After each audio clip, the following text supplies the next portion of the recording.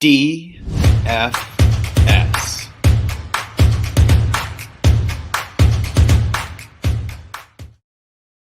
It is Friday, December 10th here at Draft Shark Studios in Rochester, New York. Welcome to our Week 14 DraftKings podcast. I'm your host, Matt Schauf. With me, as always, is Jared Smola, and this podcast is sponsored by our partners at FanShare Sports. FanShare curates hundreds of pieces of daily fantasy sports-related articles, tweets, and podcasts to create the most accurate ownership projections in the industry. Those projections can be found in the lineup generator on DraftSharks.com, and you can find up-to-date ownership info anytime at fansharesports.com. Jared, we talked on the Thursday pod about this being kind of a tough scoring slate based on the Vegas projections. Certainly didn't play out that way last night, ultimately, between the Steelers and Vikings, but we also talked about that. Anyway, looking ahead to this, however, it could get even tougher for DFS scoring because not only do we have Dalvin Cook, Justin Jefferson gone, the Pittsburgh trio already played, there's no Devontae Adams on the main slate, there's no Aaron Jones, there's no Rams, there's no Cardinals. Is that making it tougher to find plays that you like this week, or is it easier to kind of distill your player pool? So this week is definitely way different than last week. Last week was one of those weeks where you had to sort of eliminate good plays just because you can't play everyone. This week, it's kind of tough to find enough plays you love to fill lineups. I feel like I tend to do better in these types of weeks where scoring tends to be lower. You sort of have to get into the fringy plays to, fill out your lineup. So I'm hoping it's a good week for me. But yeah, it's definitely not as comfortable as it was, constructing lineups on DraftKings as it was last week. Do you ever find that you change the way you play, whether it be how many lineups or what kind of contests you enter, depending on just how it feels to make the picks from the player pool that particular week? I really don't, but I should. Well, I don't know. Maybe not. Should you play more when you feel like you're going to do better, even though there's no way to know, obviously, until the slate's over. I do sometimes play a bit more volume in cash if I love my cash lineup. But as far as tournament lineups go, I've really been sticking to 4 to 6 tournament lineups every week for the whole season. Mm-hmm. Well, let's start building those lineups now, and we'll start as usual with cash quarterback. And I know it's a pretty easy pick for me, Jared. Who do you have at cash QB? It's not easy for me. It's kind of changing on the fly here, based on kind of our options at other positions. I think there's good options at the top end, and I think there's a couple good cheap options. I think as of now, I'm leaning cheap at quarterback with Taysom Hill at $5,600. And there's obviously some risk. He's going to be playing through the mallet finger. But he played through that for at least the second half of last week's game. The passing wasn't pretty. I mean, he threw 4 interceptions. He still scored 27.7 DraftKings points because of the rushing, and he gets the Jets this weekend, who suck in pass defense and run defense. So Hill can take advantage of both of those things. Hill also gets Alvin Kamara back this week, which, gives him, his best weapon in the passing game. So I think there's added upside there. So I'm leaning towards Hill right now for cash. Yeah, I'm leaning toward a similar guy, Cam Newton, right about the same price, $5,400. I just think that Cam Newton's got more around him than Taysom Hill does. Falcons have allowed the second most QB points per game. They're the second best matchup for quarterbacks by our adjusted fantasy points allowed. The only quarterbacks who have fallen short of 17 fantasy points against the Falcons this year are Zach Wilson, Sam Darnold, and Mac Jones. And Mac Jones did so in a game where he played well. 22 of 26 passing, 207 yards, 1 touchdown. He just didn't need to do much in a 25-0 win. So I'm not worried about Cam Newton dudding last time. I guess there's some risk in them making the switch at OC ahead of this game, but I mean, clearly they didn't dump Joe Brady because they thought that things were going well with what he was calling. So I'm going to trust the veteran quarterback who can run versus this terrific matchup rather than worry about that factor. Yeah, Cam's right there for me too. I feel a bit better about Hill's rushing projection. That's kind of why I lean towards him. But I do think I agree with you. Cam has the better weapons at this point. Yeah, and they're both pretty similar. So I wouldn't. If somebody's like, I like Taysom Hill instead, I'm not like, that's a bad idea. So yeah, and Cam's $200 cheaper. So if you do get down to it and you need those $200 extra, I do think Cam is just fine. Mm-hmm. So GPPs, I think both of these guys are in play there as well. If I'm using Cam Newton, I would go ahead and stack him with DJ Moore because he's the clear top receiver there. And we saw last week that the Bucs just started out the game attacking the Atlanta pass defense, thinking that was the weakness, even though they could run the ball as much as they want to as well. So I don't think we're going to get that kind of approach here, but we should get some passing success. And if Cam Newton has, a tournament winning kind of performance, it's probably not all coming on the ground. Yeah, I think Moore is the stack with Newton. I think Alvin Kamara is the stack with Taysom Hill. I think you can also play both those guys unstacked. And I do like them in tournaments because, again, to me, there's not a lot of cheap plays to like this week, especially in tournaments when we're looking for ceiling. So I do like saving money at quarterback on these two guys who, can both put up 25 points. And you can sort of spend up and do some game stacks elsewhere. So I do like Cam Newton and Taysom Hill for tournaments. I like Josh Allen for tournaments. I think he's the guy I'd go to if I was looking to pay up at quarterback in cash. $7,800 for Josh Allen. I just think he's going to throw it 45 to 50 times in this game. I don't think Buffalo's even going to try to run on a tough Bucs pass defense. I do think this game's going to shoot out. So I think Allen's pretty safe. He obviously gives you the rushing floor. My favorite tournament play, though, is Patrick Mahomes. I'm hoping he comes in low owned because he's been disappointing. 5 of the last 6 weeks, he's been disappointing. The 1 week he was not disappointing was against this Raiders defense. He threw for 406 yards and 5 touchdowns, 39.2 DraftKings points. Even going back to last year against Vegas, 340 yards and 2 touchdowns, 348 yards and 2 touchdowns. So he likes playing this defense. And the Chiefs have the highest implied total on the entire week at 29 points. So despite how disappointing the offense has been, Vegas expects the Chiefs offense to do well on Sunday. Yeah, I mean, I can't argue against the upside of either of those guys. I'm curious to see what the ownership projections look like for the high-end quarterbacks. I would bet that Josh Allen and Patrick Mahomes come in as the 2 highest owned QBs on the slate. Josh Allen's tops in the Fantasy Pros expert accuracy rankings heading into the weekend. So people are expecting a big game from him here. Certainly capable. I also think there's some downside risk to Josh Allen, though. He hasn't been playing all that well over the past 5 weeks outside of one big game against the Jets. He can certainly, produce fantasy-wise without playing a good real-life game. And I agree that there's the big upside to the volume this week. But there is some downside risk. So I'll be curious to see if we can get Tom Brady at like half the ownership of Josh Allen or something along those lines. That would make him very interesting to me. And just circling back to, the cheap running guys that we talked about earlier, and we got a question from Jose Morales on YouTube about it. I think I'm even more interested in playing Taysom Hill naked in a tournament lineup because while I do agree that Kamara is the stack, if you're going to stack him with somebody, and I do think that he'll throw plenty of targets Kamara's way, I think that the ultimate game for either of those guys is going to take away touchdowns from the other one. So there's room for the Saints to just score 5 of them and for both of those guys to do it, well. There's also room for one of those two to kind of, cut away at the other's upside, I think. Yeah, no, that's fair. I'm leaning towards playing Hill unstacked in tournaments. But again, I do think Kamara is the guy to stack with him if you want to go that direction. Yeah, if I'm playing multiple Taysom Hill tourney lineups, I'm definitely putting some with Kamara in there because they're, like I said, they're playing the Jets, and it's quite possible that everybody scores in that game. Yep. On to running back, and I mean, for cash, Jared, Austin Ekeler at $8,300 is difficult to avoid across formats here, don't you think? Yeah, I think he would have been in play for cash even if the Chargers had their wide receivers at full strength. We know Keenan Allen is not going to play in this game, and Keenan Allen has been seeing double-digit targets every week since the bye, and a lot of those have been short range in the same area Austin Ekeler works. So, Ekeler averaging 5.9 targets per game this season. I think he beats that pretty easily. I think you're getting, 7, 8, 9 targets out of him in this game. And his matchup on the ground is really good. The Giants 31st in Football Outsiders run defense rankings, and they're 25th in adjusted fantasy points allowed to running back. So I do think Ekeler is a good play. I do think Leonard Fournette, for what is he, $900 cheaper, is pretty similar as far as, dollars per point value goes. Yeah, I would say similar in dollars per point projection. I would also say, though, that I wouldn't be shocked to see 12 plus targets for Austin Ekeler. So I think he's the winner on ultimate ceiling here because with what's going on there, the other thing is Mike Williams is obviously still going to be around now because he's tested negative all week. So we wondered about him during the week. He is going to be on the field.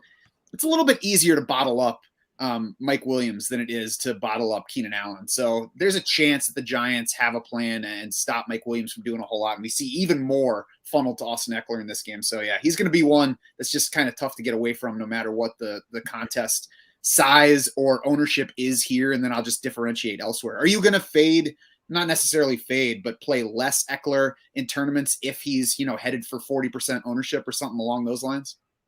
I'm definitely not going to fade him. If we want to get into tournament plays here, though, I do like Alvin Kamara for a few $100s cheaper. And I'm assuming he's going to come in lower owned. We'll see how that shakes out. I mean, we haven't seen Kamara in a month now. I do think there's some narrative, and some of it is correct in that Taysom Hill hurts Kamara a little bit. Like his target volume is probably down a bit from what it was with Drew Brees, and Hill's going to steal some goal line stuff and all that.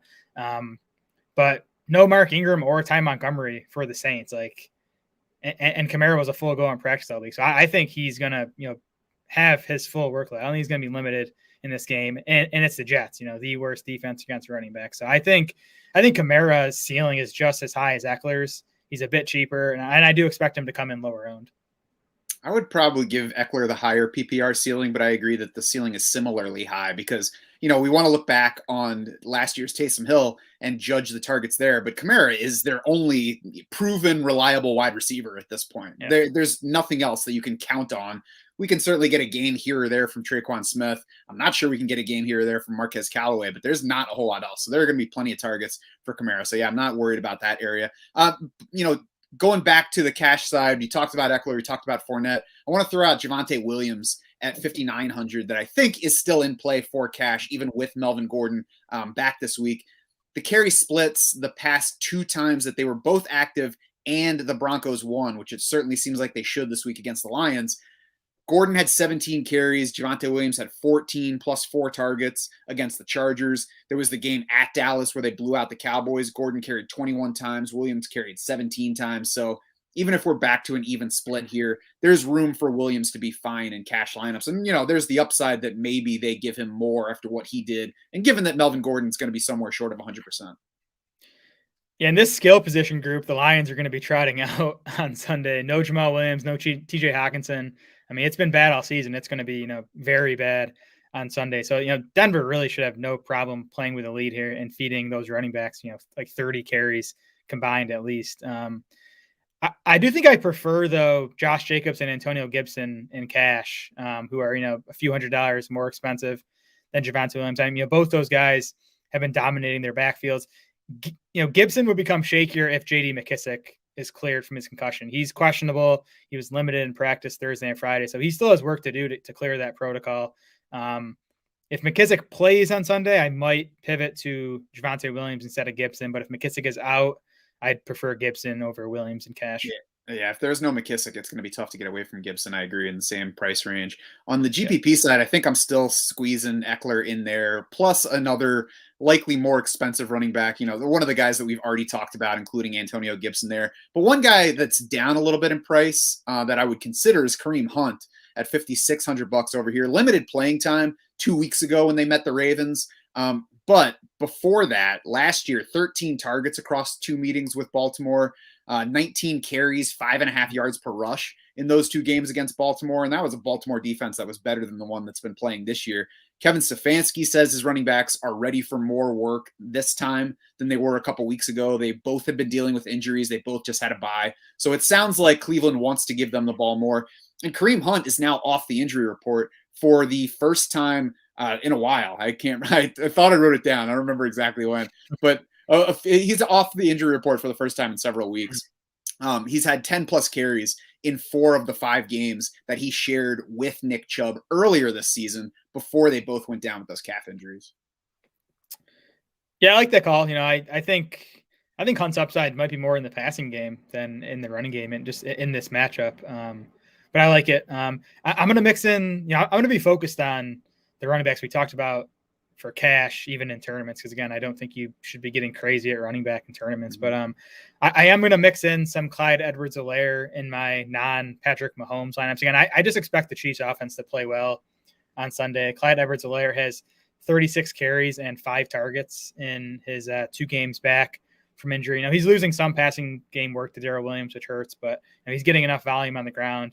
Vegas 30th in adjusted points allowed to running backs, so the matchup's good for CEH. And then we should mention Jeff Wilson, who I think is like the only cheap running back play that's viable this week. Elijah Mitchell has been ruled out. Trey Sermon's on IR. So it's going to be Jeff Wilson and JaMychal Hasty in San Francisco's backfield. I think Hasty is going to mix in, probably playing passing downs, but Jeff Wilson saw 19 carries and 2 targets in that week 11 spot start. He disappointed in that game, in the box score, which I think will keep some people off him. But I mean, if Jimmy Garoppolo hits him wide open in the end zone, people are feeling different about Wilson's outing there. So I don't know. I'm going to take a guy who's going to get 15 to 20 touches at $4,400 as at least a tournament option. I don't think I'll get there in cash, but as a salary saver in tournaments, I think Wilson is worth considering. I think he's going to wind up being popular as the expected lead back for San Francisco. And I can't say that I'm all that interested because he wasn't very good last time. And we also got 10 carries for Trey Sermon in that game. And we've seen so far this year that JaMychal Hasty is higher in Kyle Shanahan's mental depth chart than Trey Sermon is. So yeah. I don't know for sure that Jeff Wilson's going to control the work in this backfield. I'd rather just spend up to Kareem Hunt and take a player that I believe in more than go there. But I will be interested to see what that ownership projection comes in at. I think he'll end up being in the double digits because people always want the 49ers lead running back. Yeah, double digits, yes. If he gets into the 20s, I might hop off him. But I don't know. When you start building lineups on DraftKings this week, the savings that Wilson gives you is definitely useful. Mm-hmm. And I agree with Kareem Hunt's upside being primarily in the receiving game. Baltimore's 30th in running back coverage DVOA.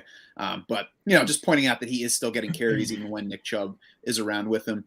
Wide receiver for cash. Jared, do you think Jaylen Guyton and or Joshua Palmer is in play even in cash on this slate? Yes, I think they're in play just because, again, I think, getting a $3,400 receiver in Guyton or a $3,000 receiver in Palmer is, useful. I think they're less exciting with Mike Williams likely to play. But I do think they're in play. They're worth considering. And again, if you're not going to play someone like Jeff Wilson in cash, you almost kind of have to go down and play one of these Chargers receivers. So they're both in play. I'm playing Mike Evans in cash. I know he's not like a prototypical cash game wide receiver. I'm just all in on him this week. The Bills just have not been tested since they lost Tre'Davious White. That game was against the Saints. The Saints don't have the receivers to test outside corners. And then, Monday night's game, the Patriots literally threw the ball 3 times. I think Tom Brady's going to look at that Bills defense and say, Dane Jackson, who is the Trey White replacement, that's where I'm going to go. I'm going to attack Mike Evans versus Dane Jackson. I think Evans is going to be the focal point of the Bucs passing game on Sunday. I think, it's been a while since we got a big Mike Evans game, but I think Sunday it's going to come. It certainly could be the case. And he's down to 6,600 versus last week. It's the lowest price since week 7 on DraftKings. We'll see what this matchup looks like, but I agree it is potentially something for them to strike. And that's what makes me curious to see where Tom Brady's going to land in ownership projection this week. Mentioned the cheap Chargers duo. Those guys lead our DK dollars per point projections together. They're number 1 and 2 on that list, even with Mike Williams projected. So there's certainly room for you to put those salaries in, I think, in any contest format here. The Chargers are also the 4th highest team in neutral situation pass rate since their week 8 bye, according to rbsdm.com. Top half of the league in 3 wide receiver sets as well, according to Sharp Football Stats. So we could see both of these guys on the field plenty. And the matchups, the individual coverage matchups are not scary for either of those guys. The Giants are dealing with some injuries in their secondary, losing Adoree Jackson for the 2nd straight week. Laquan Treadwell at 3,400, Jared, is kind of in a similar boat in that he absolutely could bust for you. But for a guy who's $3,400, a decent target outlook. Yeah, just looking at our projections, I mean, we have Treadwell basically projected even with Josh Palmer. We do have Guyton like 1.5 points ahead of both those guys.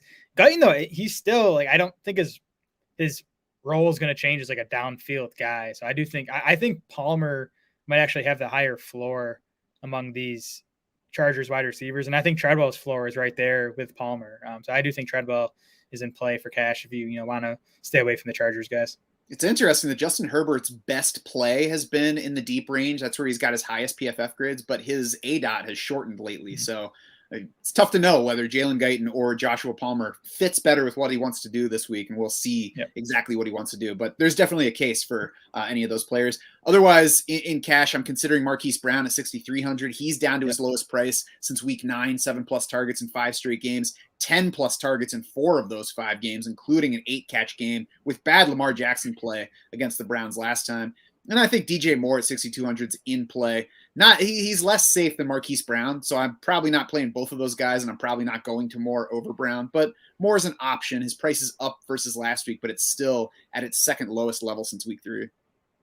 You're gonna make me pimp Hunter Renfrow. You're not gonna do it. You're gonna make me. He's too expensive for me to get excited about with how I'm paying up at running back.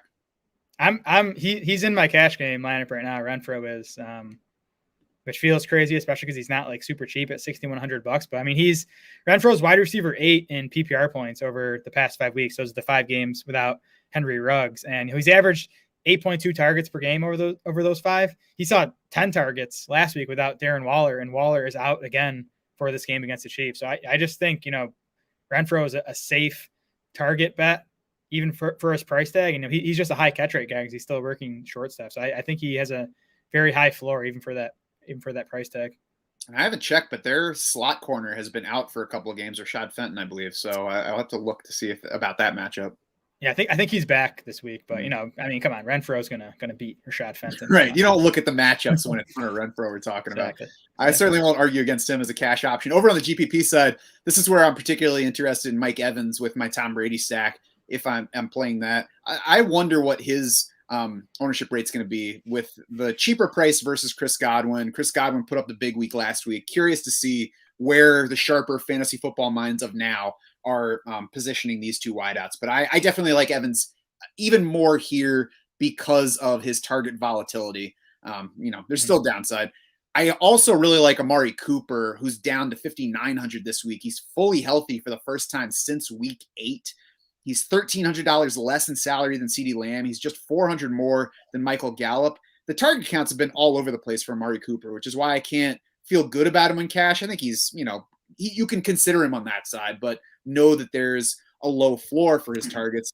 He has just as much upside, though, as CeeDee Lamb. His week 1 receiving line for Amari Cooper remains the largest by any Cowboys wide receiver in PPR scoring this season.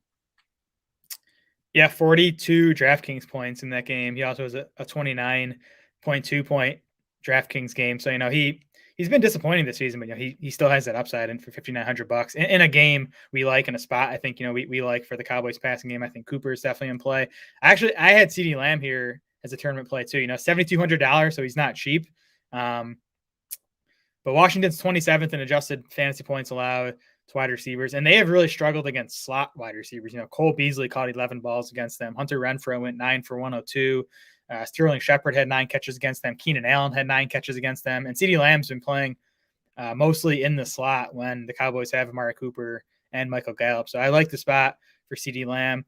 I'm going to play Jamar Chase again. As I said, I'm going to keep playing Jamar Chase now until he has a big game. He should have had a big game last week, but he dropped what would have been like a 70-yard touchdown. So, as soon as that happened, I knew I was going to have a losing week in tournaments. So that was fun. And then Cole Beasley, who I mentioned, we talked about him on yesterday's preview pod. He's kind of the Bills' go-to guy when facing zone coverages, and the Bucs play zone coverage at the 4th highest rate in the NFL. So I think this could be one of those, 10 target games for Beasley. He's just $5,000, so I like him as part of your Josh Allen stacks, or maybe as part of your Tom Brady stacks as the run back on the Bills side. Yes, I agree with that. I have Cole Beasley down as an option here as well. Over to tight end, Jared, Kenneth Robinson says on YouTube that it's Donald Parham season. You believe that? Not in cash. In tournaments, sure. You can kind of play anyone at tight end in tournaments. Yeah, I'm sure that he's referring more to tournament teams, and there's certainly upside for him and everybody else with Keenan Allen out. For cash, though, at tight end, I'm going to pay down to Gerald Everett at $3,500. 20% target share in his 4 games since Russell Wilson returned from the finger injury.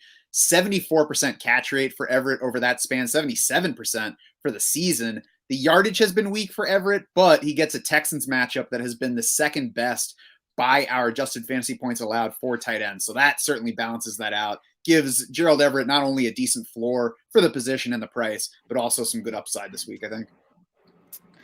Yeah, Everett is the cheap tight end I would like to get to. In the lineup I'm currently rocking right now, I have Jared Cook in there, who's $3,200. I think he's going to benefit from Keenan Allen's absence. Cook's played about 2/3 of his snaps either in the slot or out wide this season, so he's more wide receiver than tight end anyway. So I think he gets a bump with Keenan Allen out. And then in between Everett and Cook, I think Austin Hooper at $3,400 is also a pretty strong option. Harrison Bryant and David Njoku are out for Sunday's game against Baltimore. So, all that tight end action should go to Austin Hooper. And Baltimore's been pretty weak in tight end coverage this season. We talked about Jaylen Guyton and Josh Palmer, and they've been talked about plenty during the week, but I think there's room for Jared Cook to even be in the flex consideration as opposed to one of those guys who is not, normally as involved in the offense as Jared Cook is week to week. Yeah, I mean, for tournaments, yeah. I'm still a 3 running back guy for cash, so I wouldn't be messing with one of those guys in the flex spot for cash. Mm-hmm. GPP side, what are you playing at tight end? So I think Travis Kelce is really interesting. Even for me personally, it's always tough to pay up for a tight end like that. But I'm probably going to force myself to do it on at least one of my Mahomes teams. You don't really have to make an argument for Kelce, but he's caught 8 balls for over 100 yards in each of his last 3 games against the Raiders. So he obviously likes the matchup. On the other side of that game, I might give Foster Moreau a shot. He was super chalk last week, disappointed everyone. And the usage was disappointing, which is scary. Just a 64% route rate for Foster Moreau and just 3 targets. But I mean, week 7 still happened when Waller missed that week 7 game, and Moreau saw 6 targets, caught all 6 of them for 60 yards and a score, ran a route on 86% of the pass plays in that game. So I don't know, maybe it was just a game plan thing that sort of had him blocking more last week. So what I expect to be super low ownership this time around at $4,000 against a beatable Chiefs tight end defense. I think Moreau is worth a shot in tournaments. Yeah, certainly in consideration. I think similar to Travis Kelce, I'm looking at George Kittle at $6,900. It's difficult for me as well to pay up for tight ends on DraftKings here, but I kind of like the idea of paying up for George Kittle more than paying up for the expensive wideouts here. The matchup looks neutral to even slightly negative by fantasy points allowed, but the Bengals are 24th in tight end coverage DVOA. They allowed a big game to Darren Waller in week 11. They allowed tight end touchdowns to 4 of their past 5 opponents. And, you might say, yeah, it's Darren Waller. Well, we're talking about George Kittle. So if there's some softness for a dominant tight end, that's what this is. And I also like betting on the San Francisco passing game a little bit more this week than leaning on either Jeff Wilson or Jermichael Hasty with Elijah Mitchell out. Yeah, I didn't even mention Brandon Ayuk in the tournament section, but I like going back to him in tournaments as well. Man, Kittle was in my player pool last week. He's staring me in the face on my little spreadsheet I make every week, and I didn't get to him because, again, I struggle getting myself to pay up for tight ends in tournaments even, but he was such a good play last week, and he was the guy you needed to have a chance to win tournaments. You got to put a picture of Kittle there instead of just his name, because Yes. I don't think you could have looked in that face and said no to him. Yep. Yeah, that would definitely help. I want to throw out Austin Hooper here as well on the cheap end. If you can't pay up or don't want to in certain lineups, especially if the other 3K tight ends come in at much higher ownership. The Ravens have settled down in terms of allowing fantasy points to tight ends lately versus how they started the season, but they're still just middle of the league in tight end coverage DVOA. Last time they faced the Browns, the Cleveland tight ends combined for 6 catches, 85 yards, and a touchdown on 11 targets. This time, it's Hooper with no David Njoku, no Harrison Bryant. So he should be at least decently involved in this game. And it's still, even if it's not a matchup to exploit, it's a matchup that you can go to. Yep, I like it. On defense, what are you playing?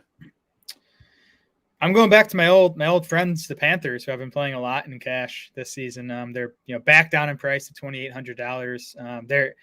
Carolina's easily our top dollars per point value at defense. They're averaging 6.8 DraftKings points per game. That's 6th most among main slate defenses. They're 2.5 point home favorites for the Falcons this weekend. Atlanta's allowing the most DraftKings points per game to opposing defenses.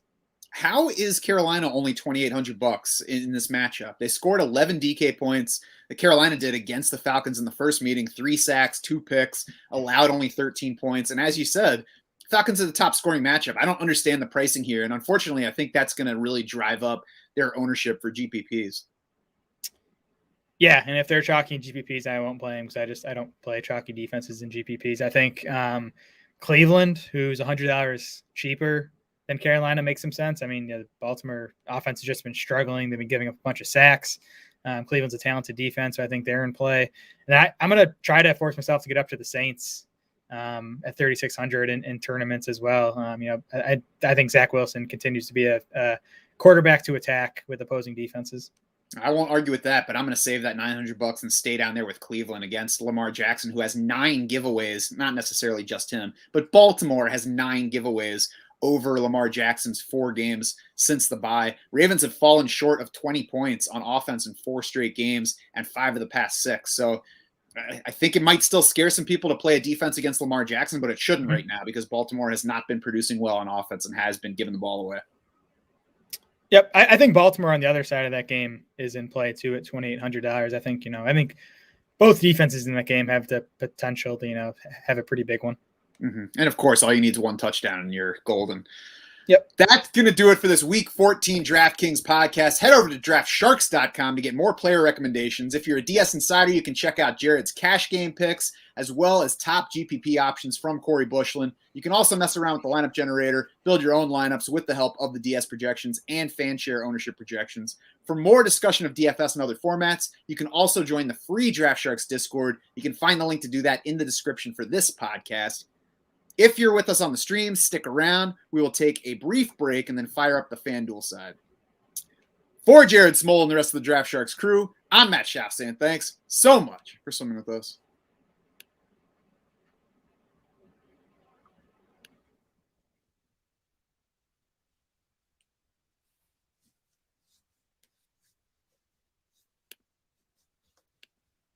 It is Friday, December 10th here in Draft Shark Studios in Rochester, New York. Welcome to our Week 14 FanDuel podcast. I'm your host, Matt Schaff. With me, as always, is Jared Smola, and this podcast is sponsored by our partners at FanShare Sports.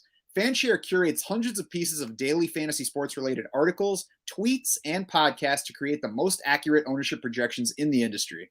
Those projections can be found in the lineup generator on DraftSharks.com, and you can find up-to-date ownership info anytime at FanshareSports.com. Jared, I'm kind of glad to not have the Jonathan Taylor decision hanging over me this week, I got to say, with him on bye. It feels kind of nice. We also avoid the Dalvin Cook situation for the main slate, as well as questions in the Rams and Cardinals backfield. So all of those, I think, are positive factors in picking our players on FanDuel this week. Oh, no, I kind of wish we had those guys because there's not a lot to love on this slate. So that's all right. We'll find the plays. Cash game quarterback on FanDuel, as usual, I'm going up to the top. I just don't think there's enough savings, with the quote unquote cheap guys at quarterback. So, to me, it's kind of a toss up between Josh Allen and Patrick Mahomes. They're like my 2 favorite quarterbacks of this week. I feel a bit better about Josh Allen's floor. I think you get more of the rushing. It's tough to see him totally flopping in this spot. I think just because I think he's going to have so much passing volume against a Bucs team that, they're first in situation neutral pass rate against, teams pass against the Bucs at the highest rate in the NFL. The Bills are already the highest pass rate team in the league. So I think you're going to get, 40 to 50 pass attempts from Allen here. So I'm going to pay up for him in cash. I'm not betting on a flop, but I think that it is possible after watching what he did in Jacksonville. And there was the one other game mixed in, I forget the opponent, but another Dolphins, game where he just, the Miami Dolphins game, where he didn't play well. So I would expect that he scores at least fine and has the potential to score excellently. But I do think there's some downside risk. I'm probably not going higher than Dak Prescott at 8,100. I might still lean toward Cam Newton at 7,400, but we'll see exactly how much that extra $700 in savings matters. I think the risk with Dak, if there is risk with Dak, it's the same as with Mahomes and Josh Allen for that matter. All of the guys have had games where they haven't been great lately. But Dak has been playing better, at least by PFF grades, and I don't know, from what I've seen, than Josh Allen. His receivers are all healthy now. I think he's got a better pass-catching core than really either of those other 2 guys when everybody's healthy, and a better matchup. Washington has played defense better lately, but they still remain the top-scoring matchup by adjusted fantasy points allowed. So throw in the running back injuries. Zeke's playing through a knee thing. We're waiting to see if Tony Pollard's going to play through his foot thing. There's so much reason for Dallas to go pass-heavy in this game and just blow up Washington. Yeah, totally. And I have Dak here. The 3 guys I'm going to be focusing on for tournaments on FanDuel are Josh Allen, Patrick Mahomes, and Dak Prescott. Dak, for the reasons you mentioned there, I just think this sets up as a pass-heavy game plan from Dallas. And, we saw – I go back to week 1 against Tampa. They went super pass-heavy. I'm not sure it's going to be that extreme in this game against Washington, but I think it could be something similar with the wide receivers healthy and the running backs banged up, as you said. And Washington is much tougher against the run than the pass. And then Patrick Mahomes, been disappointing really for, close to like 2 months now, but the one big game he had was against the Raiders. He had two big games against the Raiders last season. So I'm just going to bet on that. The Chiefs have the highest implied total of the week. So, Vegas expects them to have a good game against Vegas. So I'm going to take a shot at Mahomes. Yeah, and who knows Vegas better than Vegas? There's so much to like about all of these quarterbacks, obviously, in fantasy. They all have records of production. They all have plenty around them. I'm going to be checking the ownership rates on all of them, including Tom Brady. And I expect Mahomes and Josh Allen to be well ahead of both Tom Brady and Dak Prescott. Probably Tom Brady behind Dak as well. That's going to make me interested in Brady because the Buffalo matchup, we'll see if it's still tough. The pass defense isn't just Tre'Davious White. So it's certainly possible that they remain good in coverage, even without Tre'Davious White. It's also possible that Tom Brady doesn't care and just lights them up in this game. So I'll be interested in playing some Tom Brady, Mike Evans. I'll be playing some Dak Prescott on the tournament side as well. And even if he's popular, there are just enough stacking options with him to differentiate, to put in different lineups and to, just try to do things a little bit different than what the field is primarily playing. Yeah, I'm curious to see the ownerships on these guys too. I think that'll drive kind of where I'm placing my chips for tournaments. What about cash running back? What you got? I'm starting with Leonard Fournette, who I just think is way underpriced at $7,600. I think he should be closer in price to Austin Ekeler, who is at $9,200.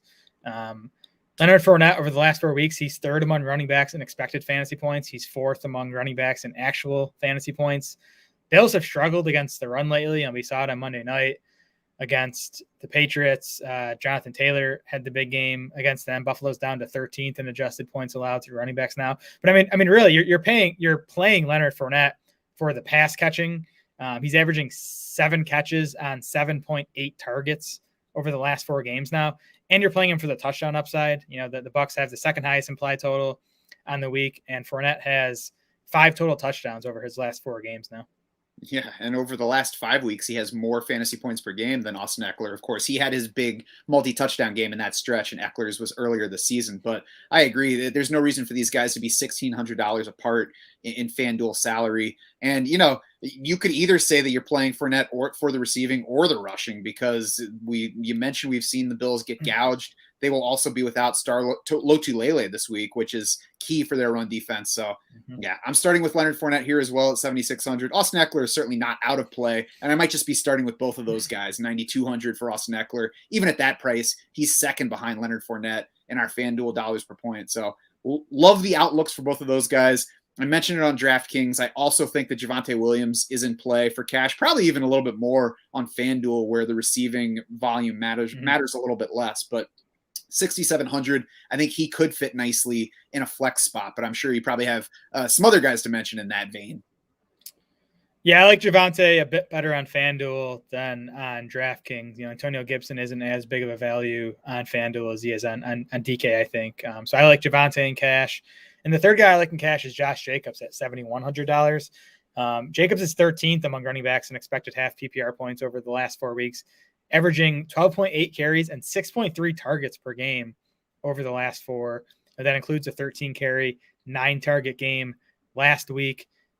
Kenyon Drake exited that game with what turned out to be a season-ending injury, so he's out for the year. So, Jacobs last week played 85% of Vegas's offensive snaps, ran her out on 73% of the pass plays. He's getting workhorse usage. So I think he's still too cheap for that usage. Mm-hmm. Yeah, you love the usage at the price. My only concern is that maybe the Chiefs defense that's been playing better kind of shuts things down completely on the Raiders side, but the receiving helps with that as well. And really, all you need is a touchdown and some yardage and some catches from Jacobs, and he pays off for you. Yep. On the GPP side, I like James Robinson at $6,400 here. So the matchup first, the Titans are just 23rd in overall defensive DVOA. They're also down to 22nd in offensive DVOA, 24th in weighted offensive DVOA. So it's really just not that good a team right now. I'm surprised a bit that they're favored by 9 in this game. It seems high given what the Titans are right now. Obviously, it's more a knock against the Jaguars than it is pumping up the Titans. But I don't even care if this game does end up being a blowout because Jacksonville lost by 30 to the Rams last week and still went 45% run. So they'll keep it on the ground regardless of what's going on. Robinson sat out Thursday's practice, and that made me say, I don't know if I'm going to be using him this week. He returned to a full practice Friday, carries no game status this weekend. So I'm going to go ahead and believe that he's at least closer to healthy than he's been for a few weeks. And really, what I'm liking here is that there has been a lot of noise out of Jacksonville this week about Jaguars coaches mishandling James Robinson last week, from media, from teammates like Trevor Lawrence. I mean, there's so little that this team has going for it. It just would make sense to me, and maybe that's the reason not to bet on it from Urban Meyer, but it would make so much sense for me to see them give a bunch of touches to James Robinson in this game and for him to at least be fine with the potential to score a couple times in this game.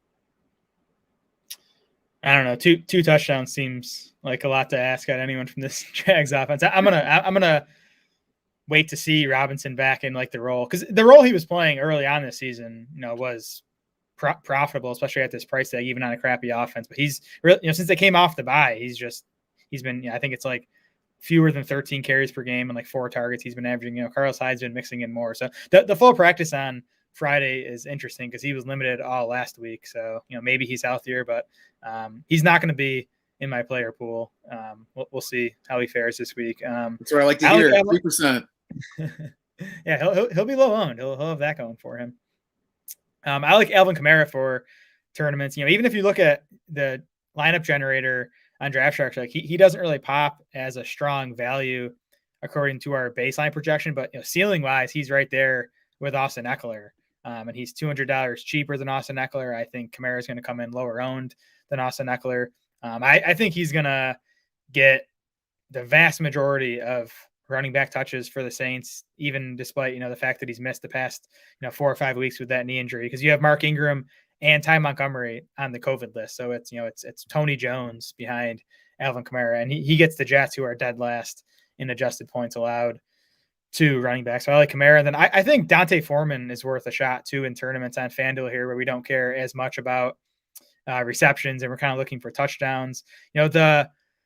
The Titans backfield is kind of muddled with Jeremy McNichols back in play. So you have, McNichols, Dontre Hilliard, and Dante Foreman. But I think Foreman's kind of safe as the lead early down back. He's probably going to seed passing down stuff to the other guys. But I think you're going to get, 12 to 15 carries out of him here. The Titans are 9-point home favorites, as you mentioned, against Jacksonville. Tennessee has the 4th highest implied total on the main slate. Again, I think that speaks to just the matchup here against Jacksonville. Jacksonville's 22nd in adjusted fantasy points allowed to running backs. So $5,900 for Foreman, for a guy who I think has pretty decent touchdown upside, I think is worth considering for tournaments. Not for me, but I can see the path. Over to wide receiver for cash. I think there are plenty of high dollar guys to like and consider, so I'm not really going to run through them. I think a little bit sneakier, because they're in kind of a mid-range, are Tyler Lockett and Marquis Brown. Marquis Brown, his ADOT has come down lately versus early in the season, and that's bad for his fantasy upside because it takes away some of the big play potential, but it's good for his target certainty, and we like that in a cash lineup. He's averaging 11.2 targets, 6.6 catches, 67.8 receiving yards over his past 5 games. So I think he's a fairly safe bet here, regardless of how Lamar Jackson is playing in this game. And then Lockett, not as good a bet for targets, but he's been his usual efficient self over the past 3 games. One key difference for Lockett versus the past couple of years is that he's playing outside more, and he's actually got a deeper average target depth than we're used to seeing from Lockett, right with DK Metcalf in that category. So there's some risk with the passing volume here. There's some risk with still shaky play from Russell Wilson, but I think that's balanced out by extra upside in terms of big play ability than we're used to seeing with Tyler Lockett. So I think he's in consideration. Not a must play for cash by any means, but worth considering here if you don't want to pay all the way up to the top guys. Yeah, I like both Seahawks wide receivers for tournaments. I actually have, Metcalf down here is one of my favorite tournament plays. I don't think I'll get there in cash. Tyreek Hill at 8,700 and Stephon Diggs at 8,200 come in as the 2 best dollars per point values on FanDuel for us. It's very tough to fit both of them in a cash lineup, at least with a kind of construction I'm looking at. But you can definitely get one of those guys in.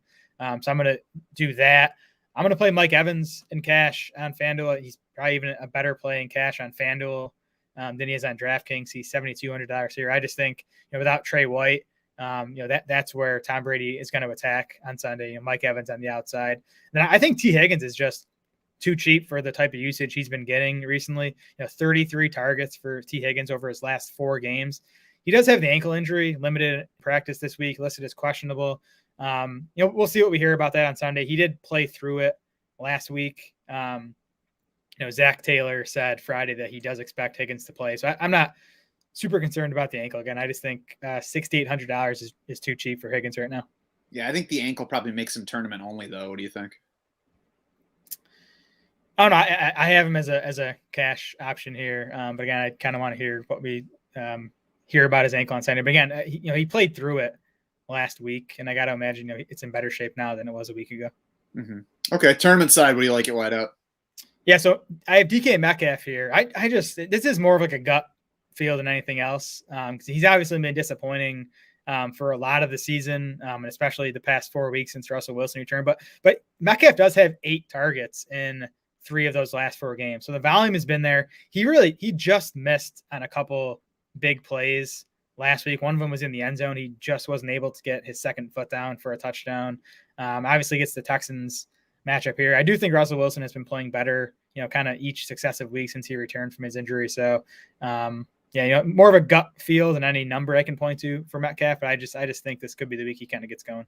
Yeah, I can see it. I think just in total, it's not a situation I'm ready to bet on for ultimate upside, especially when we're looking at it salary-wise. He's got Mike Evans right next to him. It's going to be tough for me to get to DK Metcalf. Even Chris Godwin, a little bit more expensive. DeAndre Hopkins, $7,300. And Tyler Lockett at the same price. Just it's going to be a tough one for me to get to, but I can certainly understand the path for DK Metcalf to production. Yeah, you're a Lockett guy. You're either a Metcalf guy or a Lockett guy, and you're a Lockett guy. Definitely, especially when one of them's got a foot injury. I think that Jaylen Guyton and Josh Palmer are still in play over here, a little bit less so than on DraftKings, where the salary savings are more extensive. Palmer offers $500 in savings at $4,700 versus Guyton here. Not a big difference, I think, in average target depth between them. Guyton's at 11.7 in ADOT. Palmer is at 10.0. So you tend to think of Guyton as the downfield guy, but they've actually been pretty similar in terms of ADOT so far this year. Unlimited targets, so we'll see about that. Giants are banged up at corner. Adoree Jackson's going to miss his second game. Aaron Robinson, who had been playing in the slot, is playing outside. So the matchups are going to be good for both of those guys. I think they're both worth mixing in. I would not strongly bet on one over the other because there's, a path for each player, and we have seen the Chargers run 3 wideouts a lot. I probably like Cole Beasley better than both at $5,900 if I don't need to go quite that low in salary. It's been 5 games since Beasley hit double-digit FanDuel points, but he did so 4 times among the first 7 games this season, including 3 games of 15+. So you tend to think of him as a guy just for full PPR, but, he could do some Hunter Renfrow things over here. Yeah, Beasley would love to do Hunter Renfrow things. You got anybody else in the GPP pool? No. Mike Evans, I'm playing in all my tournament teams. Tight end for cash, what are you playing? I'm going to end up playing Gerald Everett, I think. George Kittle and Travis Kelce come in as the top values, but they're, Kittle's $7,100, Kelce's $7,500. Gerald Everett's $4,800. It's super cheap for a guy who's averaging 6.8 targets over the last 4 games since Russell Wilson returned. The only risk with Everett is Everett might have played the worst game I've ever seen by an NFL player last week. He had 3 giveaways, and 2 of them were at the goal line. He almost single-handedly cost him that game. So the risk is is his role scaled back after that? I don't know. Russ kept going to him despite the giveaways last week. So I kind of think he maintains his role. And if that's the case, he's just a good price for the volume he's been seeing. Yeah, the other risk is that he just stinks again because he has shown us in the past that he's capable of that and low yardage. Mm-hmm. Certainly possible that he doesn't pay off, but I agree that he's in consideration for that $4,800. I think Austin Hooper is also in consideration at $5,000, just $200 more. He hasn't been as good a bet for targets as Gerald Everett lately, but he's in a good spot for more targets this week. The Browns got 11 targets for their tight ends in the first game against Baltimore. No David Njoku, no Harrison Bryant this week. So if they're throwing to the tight end a lot, it's just going to be Austin Hooper this time around. So he should be a better bet. I'm not sure that he has the upside to be worth going down to in a GPP for FanDuel because I think we need more touchdown upside. I'm not sure Austin Hooper really delivers as much as we'd like there. But if you're going cheap, I think Austin Hooper is the play. I would like to get to George Kittle at 7,100 or Travis Kelce at 7,500, but we'll see how that fits in with the expensive guys at the other positions. Yeah, I like Dawson Knox for tournaments. Another guy who's coming off an awful week 13, but if there's one thing Knox has been in the NFL, it's been inconsistent. So it would not surprise me if he comes back from that dud and scores twice in this likely shootout against the Bucs. And Tampa's 24th in adjusted points allowed to tight ends. They're 20th in Football Outsiders tight end coverage ranking. So I think it's a good individual matchup for Knox.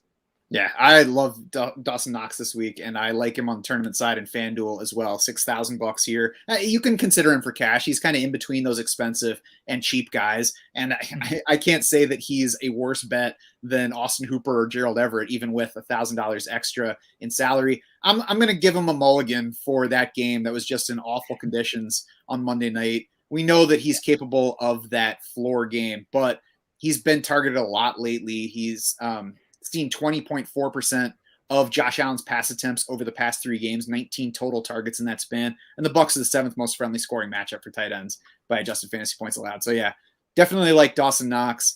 That's probably going to be my main exposure to the Bills in this game. And that's also probably going to be a key thing that keeps me from playing Cole Beasley over here if I'm playing Dawson Knox.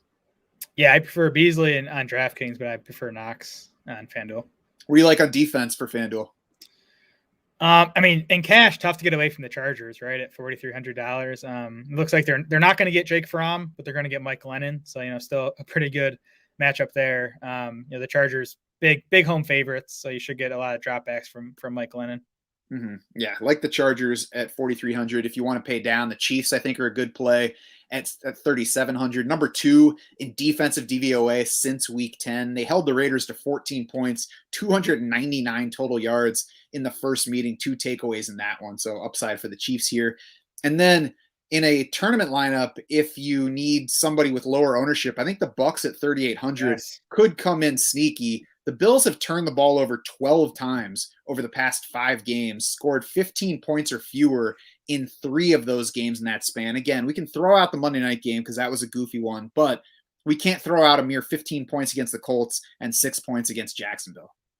Yes, I have the Bucs here. They're my favorite tournament play on FanDuel. I should probably even try to get up to them on DraftKings. They're more expensive on DraftKings, but on FanDuel here, they're a good price. Some of my best DFS tournament plays on defense have been these teams in projected shootouts. And even when the game shoots out, the defense can still go off. I think Josh Allen's going to drop back 50 times in this game. And, he's going to make some mistakes. He's going to take some sacks. He's probably going to throw an interception or 2. And if the Bucs take one of those back for a touchdown, that's a tournament winning performance. Yes, I agree with that. That's going to do it for this Week 14 FanDuel podcast. Head over to DraftSharks.com now. You can get more player recommendations. Kevin English has your cash game picks for FanDuel. Corey Bushland has your top GPP options. And then you can play around with the lineup generator to build your own lineups with the help of the DS projections and FanShare ownership projections. For more discussion of DFS and other formats, you can also join the free Draft Sharks Discord. You can find the link to do that in the description for this podcast.